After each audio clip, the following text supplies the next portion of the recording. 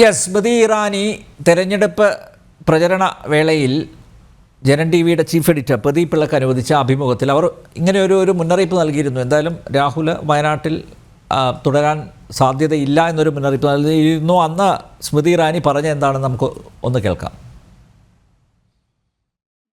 I think Wayanad was never a choice for Rahul Gandhi. It was a compulsion in 2019. One has to be very clear about that. And it was a last minute compulsion. It was never a first choice. Similarly, Amethi is not a choice for Rahul Gandhi anymore. Amethi may become a compulsion for him. And if what you're saying, Mr. Vadra has said, then maybe he's giving Amethi a miss. I have no idea. But Wayanad was a compulsion for him. It was never a free will or choice. And possibly he looked at the demography of the voters and then possibly made a choice. Now he says Wayanad is family. So Wayanad was not family in 2019. Now suddenly Wayanad is family. Issue is, can you be an absentee son? And can you change families? You're born into a family, you die with that family. Can you suddenly say, oh, I considered Amethi a family 15 years and then I didn't like that family, I come to Wayanad and I found a new family. So I think that it is politically juvenile. Yes, politically juvenile എന്നാണ് പറഞ്ഞത്. മാത്രമല്ല advocate Niyas പറഞ്ഞത് അതൊരു choice ആയിരുന്നില്ല, വെറും കമ്പൽഷൻ്റെ പുറത്ത് സമ്മർദ്ദത്തിൻ്റെ അടിസ്ഥാനത്തിൽ മാത്രമാണ് അദ്ദേഹം തിരഞ്ഞെടുത്തത്. മാത്രമല്ല ഈ കുടുംബമാണെന്ന് പറയുന്നതിലുള്ള കാപട്യം കൂടി അവർ അന്ന് ചൂണ്ടിക്കാട്ടിയിരുന്നു. അതൊക്കെ ഇപ്പോൾ സത്യമായിട്ട് വന്നിരിക്കുന്നു. എവിടെ പോകുന്നോ അവിടെ കുടുംബമാക്കുന്നു. അങ്ങനെയല്ലല്ലോ വേണ്ടത്, കുറച്ചെങ്കിലും ആത്മാർത്ഥത കാണിക്കണ്ടേ? ഇന്ത്യ നിങ്ങൾ വിശ്വസിക്കുന്നത് ലോകം മുഴുവൻ ഒരു കുടുംബമാണെന്നാണ് ഹൈന്ദവ വിശ്വാസം. കോൺഗ്രസിന്റെ വിശ്വാസം ഇന്ത്യ എല്ലാവരും സഹോദരി സഹോദരന്മാരും കുടുംബവും. നിങ്ങൾക്ക് അങ്ങനെ തോന്നാത്തത് നിങ്ങളുടെ മനസ്സിൽ വർഗീയതയും വിഘടനവാദവും ഉള്ളതുകൊണ്ടാണ്.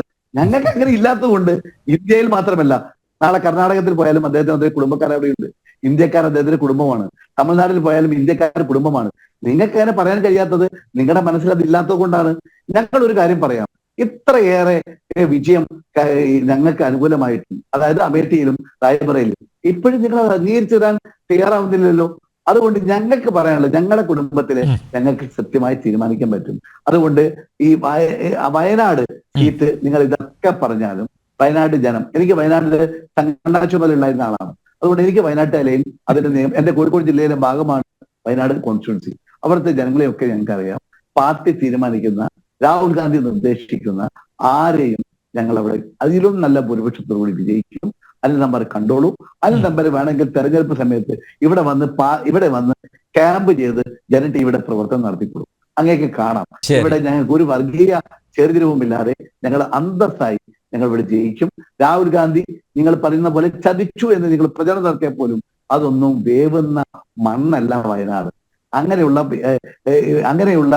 ഒരു വാലും അല്ലെങ്കിൽ ബ്രാക്കറ്റും ഒന്നും കൊടുത്ത് നിങ്ങൾ അങ്ങ് അഴിച്ചു മാറ്റാൻ നോക്കണ്ട.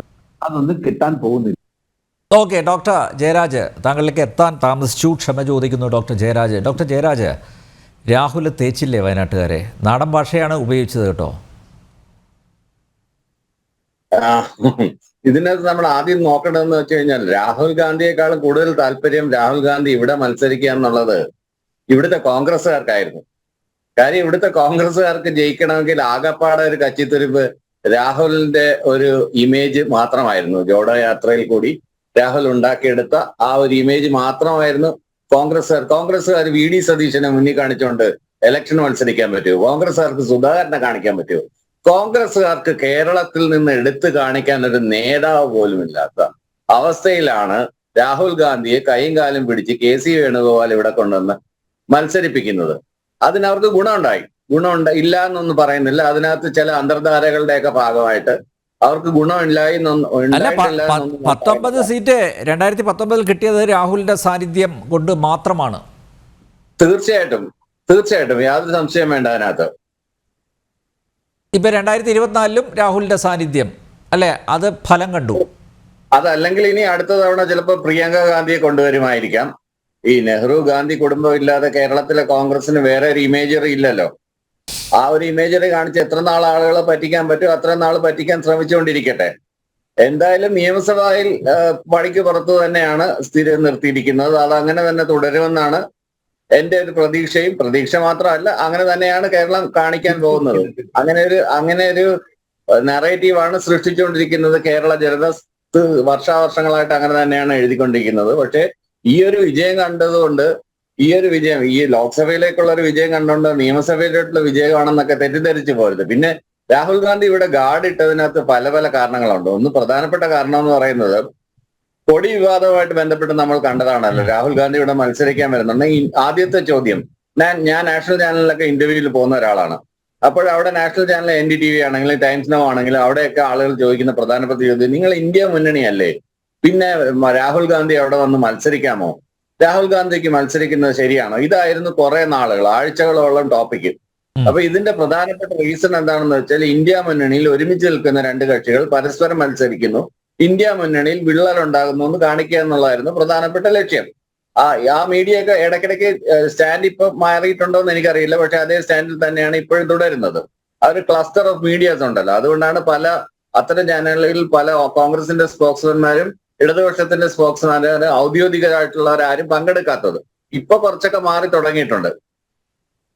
അപ്പോൾ അവർ ചോദിക്കുന്ന പ്രധാനപ്പെട്ട ചോദ്യം ഇതാണ്. പക്ഷേ ഈ കേരളത്തിലെ മുന്നണി സംവിധാനം ഇങ്ങനെയാണ്, ഇവിടെ UDF ഉണ്ട്, LDF ഉണ്ട് എന്നൊക്കെ ആദ്യമേ അവരെ പറഞ്ഞ് മനസ്സിലാക്കി കൊടുത്തതിന് ശേഷം മാത്രമാണ് നമുക്ക് ഈ മത്സരത്തിന്റെ പ്രാധാന്യവും അപ്പൊ ആനി രാജ ഒരു സ്ത്രീയല്ലേ, ആനി രാജയ്ക്കെതിരെ മത്സരിക്കാൻ പറ്റുമോ എന്നൊക്കെയുള്ള ചോദ്യങ്ങളായിരുന്നു. അപ്പൊ അതിനെയൊക്കെ ഒരു ഗ്രേറ്റർ കോമൺ ഗുഡ്സ് എന്നൊക്കെ നമ്മൾ പറയുന്ന കണക്കോലെ അതിനു വേണ്ടിയിട്ടാണ് അവിടെയൊക്കെ രാഹുൽ ഗാന്ധിയെ ഒരുപാട് തവണ എനിക്ക് ഡിഫെൻഡ് ചെയ്യേണ്ടി വന്നിട്ടുണ്ട്. പക്ഷെ ഇവിടെ വന്നു നിന്നുകൊണ്ട് രാഹുൽ ഗാന്ധിയുടെ ചില പ്രയോഗങ്ങൾ, ചില പ്രസ്താവനകൾ, ചില ഇടതുവിരുദ്ധ പ്രഖ്യാപനം അത് രാഹുൽ ഗാന്ധിയുടെ വായിൽ തിരികെ വെച്ചു കൊടുത്ത് പറയിപ്പിച്ചത് ഇവിടുത്തെ കോൺഗ്രസ്സുകാരാണെന്ന് എല്ലാവർക്കും അറിയാം. കൃത്യമായിട്ട് അത് ഡെലിവറി ചെയ്യുകയും ചെയ്ത് 2-3 പ്രാവശ്യം ഒരാവശ്യമില്ലാത്ത അക്വിസിഷൻ നടത്തുകയും അങ്ങോട്ടും ഇങ്ങോട്ടും ഒക്കെ ഉള്ള ഇമേജ് ചീത്തയാക്കുന്ന രീതിയിലുള്ള നടപടികൾ ഉണ്ടാവുകയും ചെയ്തു. അതിനെ തുടർന്നാണ് കൊടി വിവാദം ഉണ്ടാകുന്നത്. കൊടി വിവാദം ഉണ്ടായപ്പോൾ, കഴിഞ്ഞ തവണ കൊടി വിവാദം ഉണ്ടായപ്പോൾ സ്ഥിതി എന്താ? ഉത്തരേന്ത്യൻ മീഡിയയിൽ ഇത് മൊത്തം പ്രൊജക്ട് ചെയ്തത് എങ്ങനെയാണ്? ഇവിടെയെല്ലാം പാകിസ്ഥാന്റെ കൊടി ഉയർത്തി ഇവിടെ പ്രചരണം നടത്തുന്നു. അത് വളരെയേറെ പ്രചണ്ഡമായ പ്രചരണമാണ് ഉത്തരേന്ത്യയിൽ അഴിച്ചുവിട്ടത്. അതിന്റെ ഭാഗമായിട്ട് ഡിഫെൻസീവായിട്ട് പോവേണ്ടി വന്നു. ഇത്തവണ എല്ലാ കൊടികളും ഉപേക്ഷിച്ചു, എല്ലാ കൊടികളും ഉപേക്ഷിക്കാൻ പറഞ്ഞു. ഇപ്പൊ ലീഗിന്റെ കൊടി മാത്രം ഉപേക്ഷിക്കാൻ പറഞ്ഞു. അതല്ലേ വേറെ ഏതെങ്കിലും ഹരിതവർണ്ണമുള്ള ജനതാദൾ അവരുടെ കൂടെയാണ് ഉപയോഗിച്ചു കഴിഞ്ഞാൽ അത് മൊത്തം പാകിസ്ഥാന്റെ കൊടിയായി ദുർവ്യാഖ്യാനം ചെയ്യുമെന്ന് ഭയന്നിട്ടാണ് കോൺഗ്രസിന്റെ കൊടി പോലും ഉപയോഗിക്കേണ്ടെന്നൊരു തീരുമാനമെടുത്തത്. അത്രയും ഗാർഡറായിട്ട് ഇരിക്കുന്ന ഒരു സ്ഥലത്ത് ഇനി റായ്ബറേലിയിലൂടെ മത്സരിക്കുന്നു പറയുമ്പോൾ ഇപ്പോഴേ നിങ്ങളെ തേക്കാൻ പോകുന്നു. ഇനി റായ്ബറേലി പോയി മത്സരിച്ചിട്ട് അവിടെ ജയിച്ചിട്ട് നിങ്ങളെ കളഞ്ഞിട്ട് പോകും, വെറുതെയാണ്, രാഹുൽ ഗാന്ധി ഇവിടെ വരാനൊന്നും പോകുന്നില്ല എന്ന് പറഞ്ഞൊരു പ്രചരണം അഴിച്ചുവിടുന്നതിൽ രാഹുൽ ഗാന്ധിയുടെ ഒരു പരാജയം സത്യത്തിൽ ഇവിടെ ആർക്കും താല്പര്യമില്ലാത്തൊരു കേസായിരുന്നു ആ ഒരു പരാജയം. അതുകൊണ്ട് തന്നെയാണ് ഇതിനൊരു വലിയ പ്രചാരണം അഴിച്ചുവിടുകയും അങ്ങനെയൊക്കെ ചെയ്തതും. അല്ല ഡോക്ടർ ജയരാജ്, ഞാൻ നേരത്തെ അക്കാര്യം ചൂണ്ടിക്കാണിച്ചിരുന്നു. അതായത് ഈ റായ്ബറേലിയിലല്ലേ വീണ്ടും ഒരു അംഗത്തിന് എടുക്കേണ്ടത് അല്ലേ? റായ്ബറേലി നിലവിലുള്ള പശ്ചാത്തലത്തിൽ, കാരണം ഇവർ പറയുന്നത് UP അവരെ സഹായിച്ചു, UPയിൽ വലിയ പ്രതീക്ഷയാണ് BJP NDA മുന്നണി അർപ്പിച്ചത്, പക്ഷേ അതുണ്ടായില്ല. കോൺഗ്രസിൻ്റെ മുന്നേറ്റം, SP ഒക്കെ അവിടെ ഉണ്ട്, അത് വേറൊരു കാര്യം. പക്ഷേ എങ്കിലും അങ്ങനെ വലിയ ആത്മവിശ്വാസത്തിലുള്ള കോൺഗ്രസ് റായ്ബറേലിയിൽ വീണ്ടും ഒരു അംഗത്തിന് തയ്യാറാവുന്നതായിരുന്നില്ല ഉചിതം അല്ലേ? എക്സിറ്റ് പോൾ റിസൾട്ടുകൾ വരുമ്പോൾ പോലും ആർക്കും പ്രതീക്ഷയൊന്നുമില്ലായിരുന്നു, അത്രമാത്രം പ്രതീക്ഷയൊന്നുമില്ലായിരുന്നു.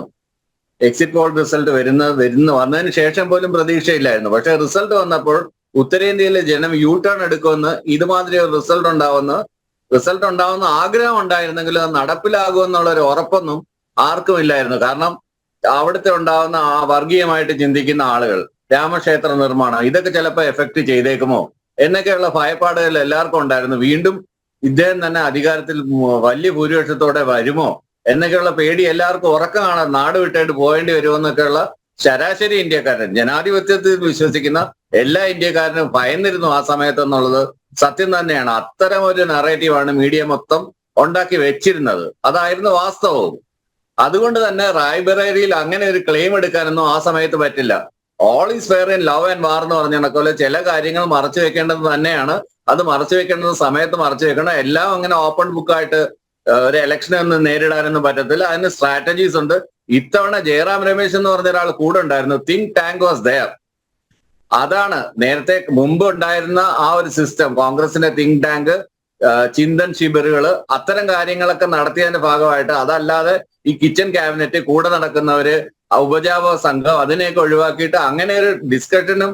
അതുകൊണ്ടാണ് അഡ്വക്കേറ്റ് PM നിയാസ് നേരത്തെ പറഞ്ഞത് ഞങ്ങളുടെ ഒരു ജനാധിപത്യ പാർട്ടിയാണ്, അങ്ങനെ എല്ലാവരും കൂടി എടുക്കുന്ന തീരുമാനമാണ്, അല്ലാതെ സോണിയാഗാന്ധിയും രാഹുൽ ഗാന്ധിയും പ്രിയങ്ക ഗാന്ധിയും റോബർട്ട് വാദ്രയും കൂടെ എടുക്കുന്ന തീരുമാനമല്ല കോൺഗ്രസിന്റെ തീരുമാനം എന്ന് അസന്നിഗ്ധമായി അദ്ദേഹം പറഞ്ഞത്. അത് നമ്മൾ നോക്കിക്കാണുന്ന ഒരു നിരീക്ഷകൻ എന്നുള്ള നിലയിൽ എനിക്ക് കൃത്യമായിട്ടൊന്ന് മനസ്സിലാക്കാൻ പറ്റും. ഇന്റലിജന്റ് ആയിട്ടുള്ള ഇന്റർലൂഡ് ഉണ്ടായിട്ടുണ്ട്.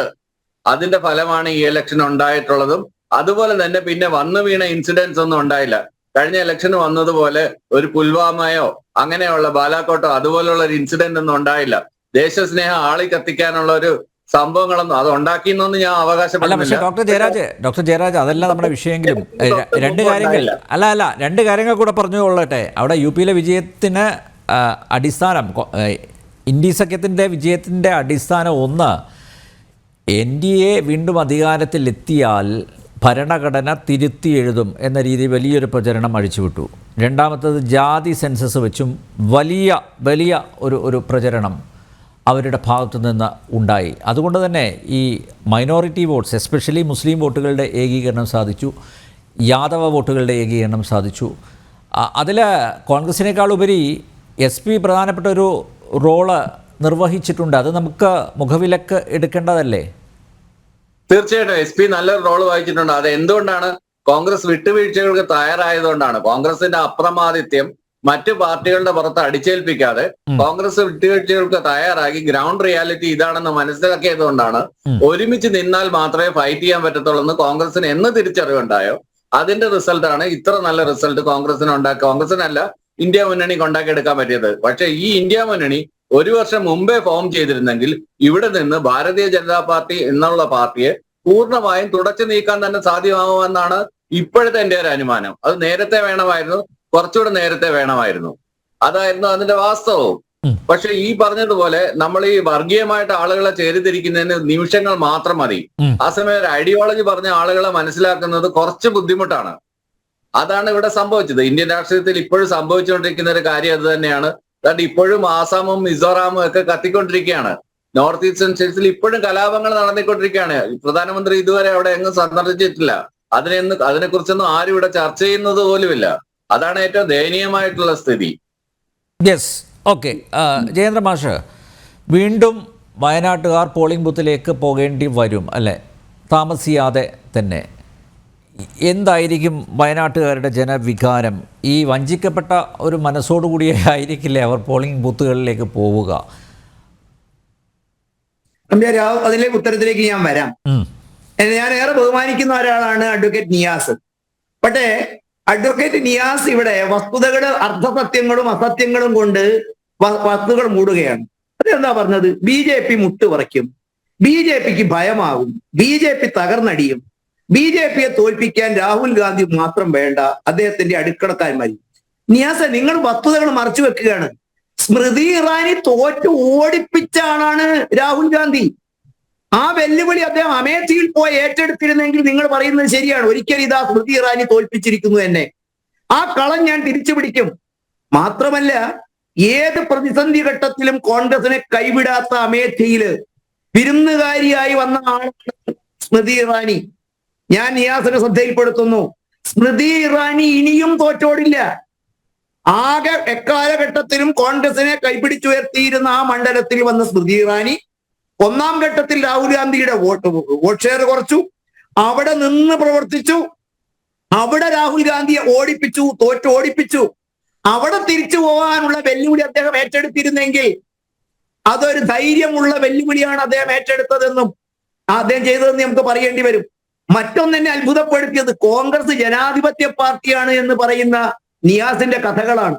ഇന്ത്യ എന്നാൽ ഇന്ദിരയെന്നും ഇന്ദിര എന്നാൽ ഇന്ത്യ എന്നും പറഞ്ഞ് അടിയന്തരാവസ്ഥ പ്രഖ്യാപിച്ച് പ്രതിപക്ഷത്തെയും രാഷ്ട്രീയ നേതാക്കന്മാരെയും പത്രമാധ്യമങ്ങളുടെയും കൂച്ചുവിലങ്ങിട്ട് പത്രമാരണ ബില്ല് കൊണ്ടുവന്ന് വിചാരണ പോലും നടത്താതെ പ്രതിപക്ഷ നേതാവിനെ ജയിലിലിട്ടൊരു പാർട്ടി ഇന്നും തെരഞ്ഞെടുപ്പ് കിട്ടിയപ്പോൾ റബ്ബർ സ്റ്റാമ്പിനെ മാറ്റി പ്രതിപക്ഷ നേതാവ് മകനും മുന്നണി നേതാവ് അമ്മയുമാക്കിയിട്ട് കുടുംബാധിപത്യം, വംശാധിപത്യം എല്ലാ പ്രവർത്തനത്തിലും ഇന്ന് പുലർത്തുന്ന ഒരു പാർട്ടി. ഞാൻ നിയാസോട് ചോദിക്കും, സർ, വംശാധിപത്യവും ജനാധിപത്യവും ഒത്തുപോകുന്നതാണോ?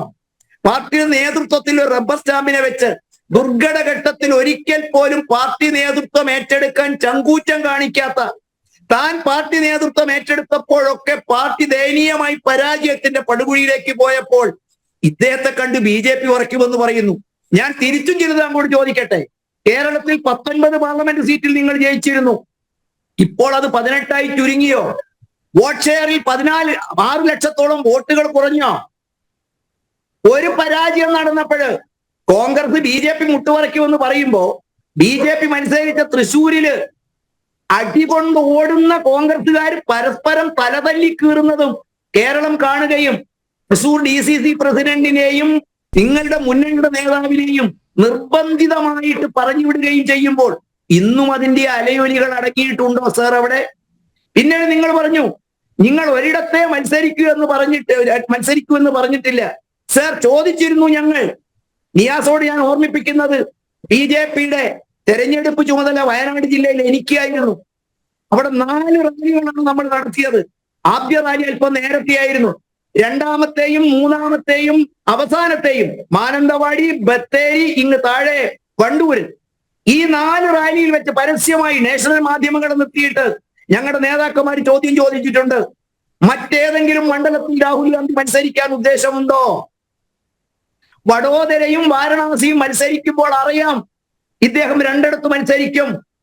വയനാട്ടിൽ ഈ ചോദ്യം സ്ഥാനാർത്ഥി ചോദിച്ചു, ഇലക്ഷൻ കമ്മീഷൻ ചുമതലയുള്ളവർ ചോദിച്ചു, രാഹുൽ ഗാന്ധി വയനാട് മറ്റൊരു മണ്ഡലത്തിൽ മത്സരിക്കുമോ? ഇത് ചോദിക്കാനുള്ള കാരണം ആ റായ്ബറേലിയും അമേഠിയും ഒഴികെ ബാക്കിയുള്ള മണ്ഡലങ്ങൾ കോൺഗ്രസ് സ്ഥാനാർത്ഥികളെ പ്രഖ്യാപിച്ചപ്പോൾ ഈ 2 പ്രഖ്യാപിക്കാൻ കാലതാമസം നേരിട്ടതിന്റെ കാര്യങ്ങളാണ്. രണ്ടാമത് എന്നെ അത്ഭുതപ്പെടുത്തുന്നത്, വർഗീയതയും ജനാധിപത്യവും ഒക്കെ ഉള്ള പാർട്ടി ഇല്ലാത്ത ജനാധിപത്യമുള്ള പാർട്ടിയാണ് നിങ്ങളെന്ന്. കോഴിക്കോട് ജില്ലയിലെ വടകരക്കാരെ സാക്ഷി നിർത്തിയിട്ട് ഇത് പറയാൻ സാധിക്കുമോ നിയാസ്? എന്തിനേറെ രമയുടെ പാർട്ടി നേതാവിനെ അശ്ലീലം പറഞ്ഞതിന് തള്ളിപ്പറയേണ്ടി വന്നിട്ടില്ലേ നിങ്ങൾക്ക്? ഏറ്റവും കൂടുതൽ വർഗീയത BJP ആണോ ഇവിടെ നടത്തിയത്? ഏറ്റവും കൂടുതൽ വർഗീയ പ്രചരണം നടത്തിയത് കേരളത്തില് വടകരയിൽ നിങ്ങളല്ലേ? ഇന്ത്യ രാജ്യം മുഴുവൻ ആ പ്രവർത്തനം നേതൃത്വം കൊടുത്തു. മറ്റൊന്നുകൂടി നമ്മൾ പറയണം. നിങ്ങളുടെ ഒരു കാര്യം ഞാൻ ഓർമ്മിക്കുന്നു, ജവഹർലാൽ നെഹ്റുവിന് ശേഷം ഇന്ത്യ മഹാരാജ്യത്ത് 10 വർഷം കഴിഞ്ഞ് 3ാമതൊരു തെരഞ്ഞെടുപ്പില് വിജയം കുറിച്ചത് ഭാരതത്തില് നരേന്ദ്രമോദിയാണ്. ഇപ്പൊ നിങ്ങളെന്തോ BJP മുട്ടുപറയ്ക്കുമെന്നൊക്കെ പറയുമ്പോൾ ഞാൻ നിങ്ങളോട് ചോദിക്കട്ടെ സാർ, ഇന്നും ഇന്ത്യ രാജ്യത്തിലെ പ്രധാനമന്ത്രി ആരാണ്? ഇന്ന് ഇന്ത്യ രാജ്യത്തെ പ്രതിപക്ഷ നേതാവ് മാത്രമായിട്ടല്ലേ നിങ്ങൾ ഇരിക്കുന്നത്? കേരളത്തിൽ 19-18 ആവുകയും തൃശ്ശൂരിൽ അടിയൊടുങ്ങാതിരിക്കുകയും മറ്റുള്ളവന്റെ അന്നത്തിൽ കല്ലുവാരിയിടുന്ന കരുണാകരപുത്രൻ നേരത്തെ കോഴിയെ പോലെ വന്ന് അതിദയനീയമായിട്ട് തൃശ്ശൂരിൽ പരാജയപ്പെട്ടപ്പോൾ അടി അവസാനിക്കുന്നില്ല.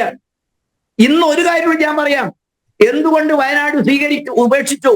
ഉത്തരേന്ത്യയിലെ പല കോൺഗ്രസ് MP-മാർക്കും സ്വന്തം മണ്ഡലത്തിലേക്ക് ഇന്ന് തിരിച്ചു പോവാനായിട്ടില്ല. മലയാള മാധ്യമങ്ങൾ ഒരുപക്ഷെ പുറത്തുവിട്ടിട്ടുണ്ടാവില്ല.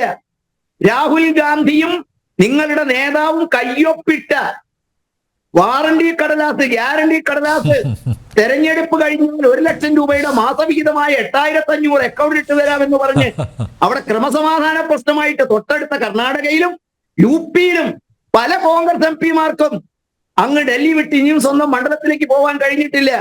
അവിടെ അവരെ കാത്തിരിക്കുന്ന അത്ര സുഖകരമായ വസ്തുതകളൊന്നുമല്ല എന്നുള്ളതും നമ്മൾ ഓർക്കണം. അതുകൊണ്ട് 2 വട്ടം ആലോചിക്കണല്ലേ രാഹുൽ?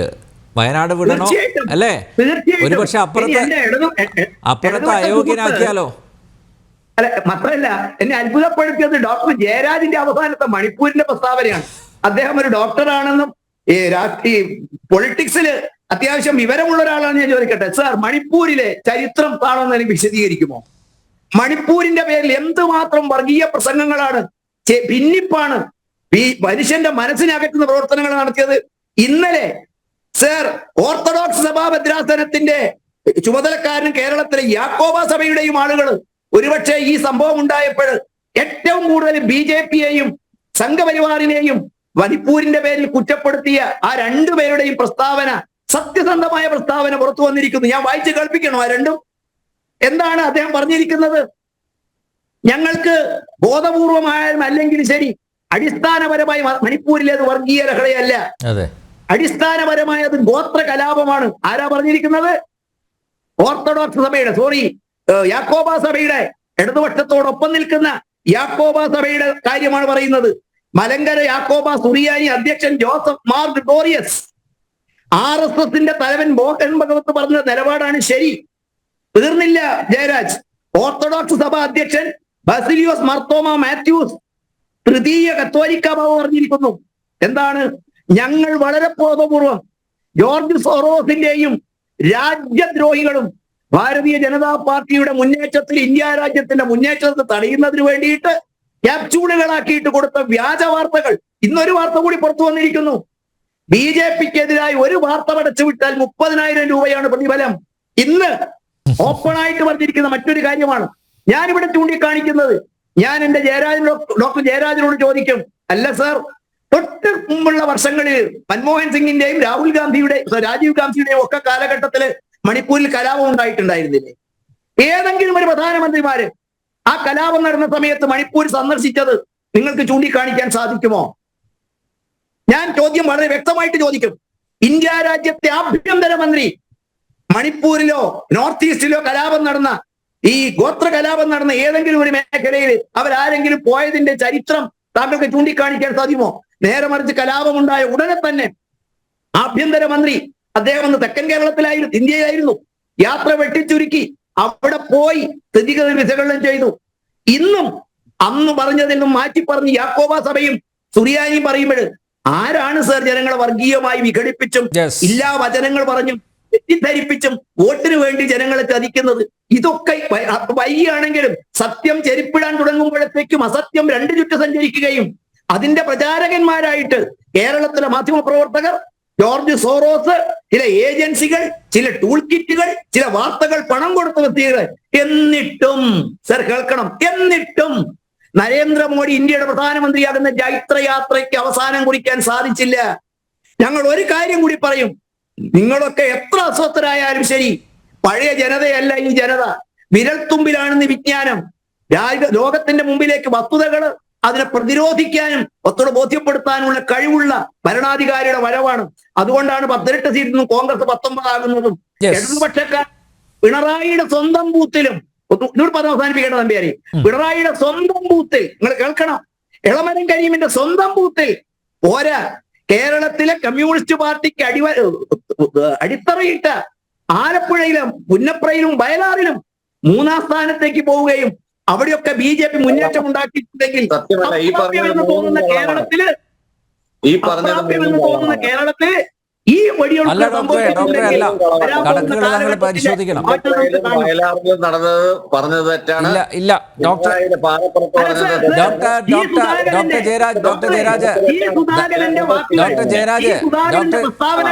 പിണറായി, ഒരു മിനിറ്റ് ഒന്ന് പൂർത്തിയായിക്കോട്ടെ, ഒന്ന് പൂർത്തിയായി. ഞാൻ ജയരാജോട് പറയുന്നത്, ഇന്ന് BJPക്കാരനല്ല ഞങ്ങൾ ഏറ്റവും അധികം എതിർക്കുന്ന സുധാകരന്റെ പ്രസ്താവന പുറത്തു വന്നിരിക്കുന്നു. എന്താ പറഞ്ഞിരിക്കുന്നത്?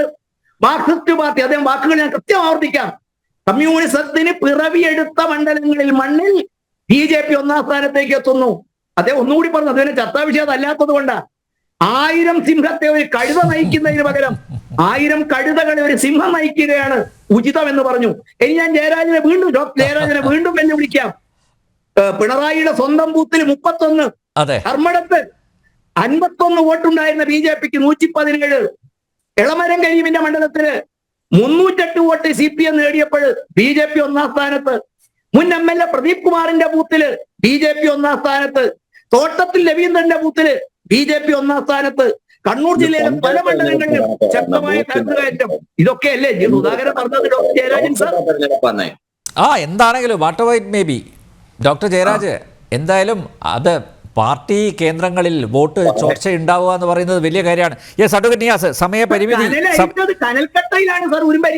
അതെ അതെ അതെ ഇനിയെങ്കിലും അവർ പരിശോധന നടത്തും, തെറ്റ് തിരുത്തും എന്നൊക്കെ ആണ് പ്രതീക്ഷിക്കുന്നത്. അഡ്വക്കേറ്റ് നിയാസ് ഒറ്റ കാര്യം കൂടി എനിക്ക് ചോദിക്കാനുള്ളത്, അതായത് രാഹുൽ ഗാന്ധി തന്നെ പറഞ്ഞു വയനാട്ടുകാർക്കും അതുപോലെ റായ്ബറേലിക്കാർക്കും ബുദ്ധിമുട്ടില്ലാത്ത വിഷമം ഉണ്ടാക്കാത്ത രീതിയിൽ ഒരു തീരുമാനം എടുക്കുമെന്ന് പറയുന്നതിൻ്റെ അർത്ഥം എന്താണ് നമ്മൾ മനസ്സിലാക്കേണ്ടത്? ഇനിയിപ്പോൾ പ്രിയങ്കയെ വയനാട്ടിൽ മത്സരിപ്പിക്കുമോ? എന്താണ് നിങ്ങളുടെ മനസ്സിൽ? അത് തുറന്നു പറഞ്ഞില്ല. അതൊക്കെ വഴിയെ മനസ്സിലാവും. കോൺഗ്രസ് പ്രസ്ഥാനം തീരുമാനം അത് തന്നെയാണോ? എനിക്ക് രണ്ട് കാര്യങ്ങൾ മാഷോട് വിചാരിക്കാനുണ്ട്. അതിൽ ഒന്ന്, മാഷ് പറഞ്ഞത് 100% ശരിയല്ല. മാഷ് പറഞ്ഞ കേരളത്തിൽ തൃശ്ശൂരിൽ അടിയാണ്, പക്ഷേ തമിഴ്നാട്ടിലെ അടിയുടെ അടിയാണ്. തമിഴസയെ ചീത്ത വിളിക്കുന്നത് ഇന്ത്യയുടെ പ്രധാനമന്ത്രിയല്ല, ഇന്ത്യയുടെ ഉത്തരമല്ല മറുചോദ്യമാണ്. അതെ, എന്റെ ചോദ്യത്തിന് ഉത്തരമല്ല മറുചോദ്യമാണ്. അത് ഞാൻ പറയാം. അങ്ങ് സംസാരിക്കുമ്പോൾ ഞാൻ ഇടപെട്ടില്ല. ഒരു ജനാധിപത്യ മര്യാദ കാണിക്കും. പിന്നെ ഇന്ത്യയുടെ മഹാരാഷ്ട്രയിൽ വലിയ പ്രശ്നമാണ്. പിന്നെ അങ്ങ് പറഞ്ഞു ഇന്ത്യയില് ഞങ്ങള് വർഗീയത കാണിക്കുന്നില്ല, ഞങ്ങള് മണിപ്പൂരില് വളരെ നല്ല രീതിയിൽ കാര്യങ്ങൾ നടക്കുകയാണ്. നിങ്ങളത് പറയേണ്ടത് RSSന്റെ സർഗസംഘചാലക് മോഹൻ ഭാഗവതിനോടാണ്. അദ്ദേഹമാണ് പറഞ്ഞത് നിങ്ങൾ രാഷ്ട്രീയത്തെ രാഷ്ട്രീയമായി കാണണം. പ്രധാനമന്ത്രിയുടെ പ്രസംഗങ്ങൾ അത് ശരിയായ പ്രസംഗങ്ങളല്ല, വർഗീയത ഈ രാജ്യത്തെ ഒരു വിഭാഗത്തെ അടിച്ചമർത്തുന്ന പ്രസംഗങ്ങളായിരുന്നു. അവരാണ് പറഞ്ഞത്. RSSന്റെ സർസംഘചാലകാണ് പറഞ്ഞത് മണിപ്പൂരിൽ പ്രധാനമന്ത്രി ഇടപെട്ട് പ്രശ്നങ്ങൾക്ക് പരിഹാരം ഉണ്ടാക്കണം, അവിടെ വംശീയ കലാപങ്ങൾ ആളിക്കത്തുകയാണ്, വർഗീയത ഉണ്ടാവുകയാണ് എന്നൊക്കെ ഞങ്ങളെല്ലാം പറഞ്ഞത്.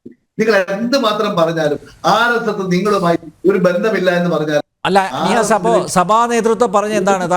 താങ്കൾ സഭാ നേതൃത്വം പറഞ്ഞത് മുഖവിലക്കെടുക്കുന്നുണ്ടോ? Advocate PM Niyas, Malankara orthodox അതുപോലെ യാക്കോബായ വിഭാഗങ്ങളുടെ തലവന്മാരാണ് പറഞ്ഞത്. അവിടെ വർഗീയ കലാപമായിരുന്നില്ല, ഗോത്ര കലാപമായിരുന്നു. അല്ല, അങ്ങയുടെ പാർട്ടിക്ക് ഈ തലവന്മാരെക്കാളും വലിയ തലവനല്ലേ RSSന്റെ തലവൻ? RSSന്റെ തലവൻ പറഞ്ഞതിന് അപ്പുറമല്ലല്ലോ അങ്ങേക്കും അങ്ങയുടെ പാർട്ടിക്കും മാഷ പാർട്ടിക്കും അല്ല ഈ നിയാസ്, സ്വാഭാവികമായിട്ട് വിമർശനങ്ങൾ ഉണ്ടാകും. പക്ഷേ നിങ്ങൾ പ്രചരിപ്പിച്ചത് തെരഞ്ഞെടുപ്പ് വേളയിൽ പ്രചരിപ്പിച്ചത് ശരിയല്ല എന്നല്ലേ ഇപ്പോ സഭാ നേതൃത്വത്തിന്റെ തുറന്നു പറച്ചിലൂടെ വ്യക്തമായിരിക്കുന്നത്? ഞാൻ പറയട്ടെ, നിങ്ങൾ സഭാ നേതാവിനെ ഒന്നും നിങ്ങൾ പഠിപ്പിക്കണ്ട. നിങ്ങൾ RSSന്റെ തലവനെ നിങ്ങളൊന്ന് പഠിപ്പിക്കും. മാഷേ പോയി പറയൂ. നിങ്ങൾ വിമർശനങ്ങൾ ഉൾക്കൊള്ളുന്നുണ്ടല്ലോ, വളരെ പോസിറ്റീവായിട്ടല്ലേ കാണുന്നത്. വർഗീയ കലാപം ഉണ്ടായിട്ടില്ല, അവിടെ ഒരു പ്രശ്നവുമില്ല, വളരെ സ്നേഹത്തോടുകൂടി കഴിയാണ്. അതുകൊണ്ട് നിങ്ങൾ RSSന്റെ തലവൻ പറഞ്ഞത് തെറ്റാണ് എന്ന് അവിടെ ബോധ്യപ്പെടുത്തണം. നിങ്ങളുടെ പാർട്ടിയിലെ പ്രശ്നങ്ങൾ പരിഹരിക്കാൻ കഴിയാത്ത മാഷാണ് ഞങ്ങളെ പഠിപ്പിക്കുന്ന മാഷ. അങ്ങ് തമിഴ്നാട്ടിലും അങ്ങ് മഹാരാഷ്ട്രയിലും അതുപോലെയുള്ള മറ്റു സംസ്ഥാനങ്ങളിലുള്ള BJPയുടെ അടി ഒന്ന് പ്രിയങ്ക വരുമോ? രണ്ട് പുറം മറ്റുള്ളവരുടെ ഒരു പുറത്തിലേക്ക് ചാടണ്ട. അഡ്വക്കേറ്റ് നിയാസ്, പ്രിയങ്ക ഇറക്കുവോ വയനാട്ടിൽ? പ്രിയങ്ക ഇറക്കുവോ? ഞങ്ങളുടെ തീരുമാനം എടുക്കാനുള്ള സ്വാതന്ത്ര്യങ്ങൾ ഞങ്ങൾക്ക്. ശരി, നിങ്ങൾക്ക് ഭൂരിപക്ഷം നഷ്ടപ്പെട്ടും നിങ്ങൾക്ക് ഭരിക്കുന്നത് നിങ്ങൾ ഇപ്പോഴും പഴയ എന്റെ ഉപ്പുപ്പാക്കർ ആനുണ്ടായിരുന്നു പറഞ്ഞാൽ ഞങ്ങളെ തീരുമാനങ്ങൾ എടുക്കണ്ട. ശരി, ഞങ്ങളെ പാർട്ടി യുക്തമായ സമയത്ത് ഞങ്ങൾ യുക്തമായ തീരുമാനം എടുക്കും. അതിലെങ്കിലും ഒരു അവസരത്താ ഒറ്റയ്ക്കല്ല ഭരണം എന്നെങ്കിലും ഓർക്കുന്നത് നല്ലതാണ്. ഓക്കെ മാഷേ, ഒറ്റ മിനിറ്റേ ഉള്ളൂ ശേഷിക്കുന്നുള്ളൂ, പെട്ടെന്ന്. ഇത്രയുള്ളൂ. ഒന്നെനിക്ക് നിയാസോടാണ് കുറച്ചൊക്കെ ഹിന്ദി പഠിക്കുന്നത് നന്ദി നിയാസ്. ഇത്തരം ചർച്ചയ്ക്ക് വരുമ്പോ നേരത്തെ നരേന്ദ്രമോദി 15 ലക്ഷം രൂപ തരാമെന്നും പറഞ്ഞ് ഈ രാജ്യം മുഴുവൻ നിങ്ങൾ അത് പറഞ്ഞു. ഇപ്പൊ നിങ്ങൾ എന്നെ പറഞ്ഞു തുടങ്ങിയത് അങ്ങനെയല്ലായിരുന്നു, ഇങ്ങനെയായിരുന്നു. മോഹൻ ഭഗവത് പറഞ്ഞത് ഇന്നത്തെ പത്രത്തിൽ വള്ളി പുള്ളി വിടാതെ അതിനകത്തുണ്ട്. വളരെ കൃത്യമായിട്ട് അദ്ദേഹം പറഞ്ഞു. അതുകൊണ്ട് തന്നെയാണ് ഇന്ന് സഭാ നേതൃത്വം മാക്ക് മാറ്റി പറഞ്ഞത്. ഇനി ഞാൻ ചോദിച്ചതിന് ഉത്തരം നിങ്ങൾ പറഞ്ഞില്ലല്ലോ. മണിപ്പൂർ നിങ്ങളുള്ള കാലഘട്ടത്തിൽ ആയിരക്കണക്കിന് ആളുകൾ വംശീയ ലഹളയിൽ മരിച്ചപ്പോ ഏതെങ്കിലും ഒരു കോൺഗ്രസിന്റെ പ്രധാനമന്ത്രിയോട് സന്ദർശിച്ചിരുന്നോ? ഏതെങ്കിലും ഒരു ആഭ്യന്തരമന്ത്രിയോട് സന്ദർശിച്ചിരുന്നോ സർ? ഒരിക്കലെങ്കിലും. അപ്പോൾ ഒരു വാർത്ത എനിക്ക് ഒരു ഡാറ്റ സൂചിപ്പിക്കോ? ഞാൻ ഒരു ഡാറ്റ, ഏതെങ്കിലും ഒരു ലിങ്ക് എനിക്കൊന്ന് അയച്ചു തരുമോ? ഒരു ഡാറ്റ ഇങ്ങനെയൊക്കെ പറഞ്ഞു വളരെ കൃത്യമായിട്ട് എന്നോട് ഞാൻ നിങ്ങൾക്കിടയിൽ സംസാരിച്ചപ്പോ എന്നെ രാഷ്ട്രീയ മര്യാദ പറഞ്ഞ നിയാസ് അത് ലംഘിക്കുന്നു. എന്നോട് രാഷ്ട്രീയ മര്യാദ പഠിപ്പിച്ച നിയാസ് അത് ലംഘിക്കുന്നു. എന്നെ പഠിപ്പിച്ച നിയാസ് അത് ലംഘിക്കുന്നു. നമുക്ക് RSSന്റെ തലവന്റെ വളരെ കൃത്യമായിട്ട് ഇന്നത്തെ പത്രത്തിലുണ്ട്. നിയാസ് ഞാൻ അയച്ചുതരാം. നിങ്ങൾ പച്ചക്കളവ് പ്രചരിപ്പിക്കുന്നു. കോൺഗ്രസ് എക്കാലവും ഇതാണ്.